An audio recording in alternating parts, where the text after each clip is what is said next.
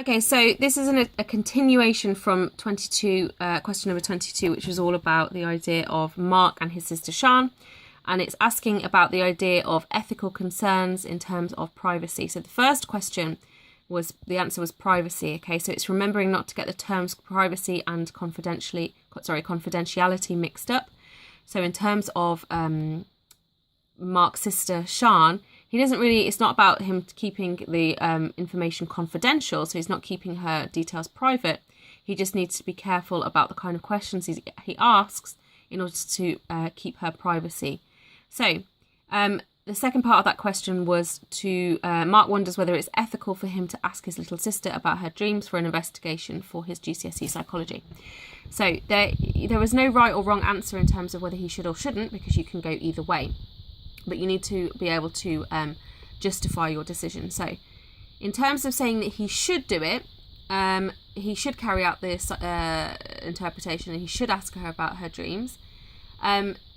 You can say that it's because it's not particularly private. So it's a normal thing to ask people what they want for their birthday, and it will help him to understand her dream.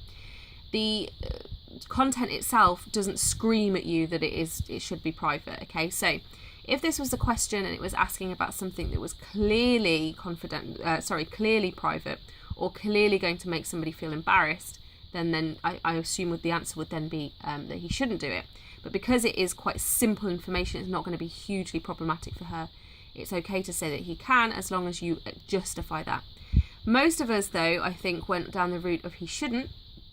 But again, we need to justify why. So he shouldn't because there is a very, very small chance, okay, that she might be embarrassed and she might not want to tell him.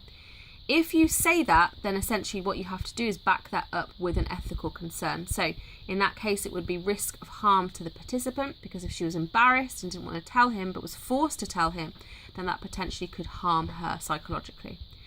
Or she might think that if she says it to him, he will get it for her, which could be quite misleading. So she might feel that he's asking her for a purpose, and because she's going to be rewarded for it by then getting the things that she wants. And that could be considered to be misleading. I don't think anyone would have gone down that route, to be honest. That's quite I don't think anyone would have picked that one up. Or she might feel that she has to tell him because he's older than her, because he's her brother. Okay, and again, that's kind of persuasion, and she might not want to, but she might feel pressured into doing it, which could again result in risk of harm. Okay, so full marks can be earned for either should or should not, or for a mixture. Okay, nobody really went for a mixture. No additional credit for terms, for example, privacy and confidentiality. So a lot of us have picked privacy, and then you've tried to explain privacy within this section of the question, and that's not what it's asking. It's asking us to think about the ethical concerns with asking these kinds of questions. Okay.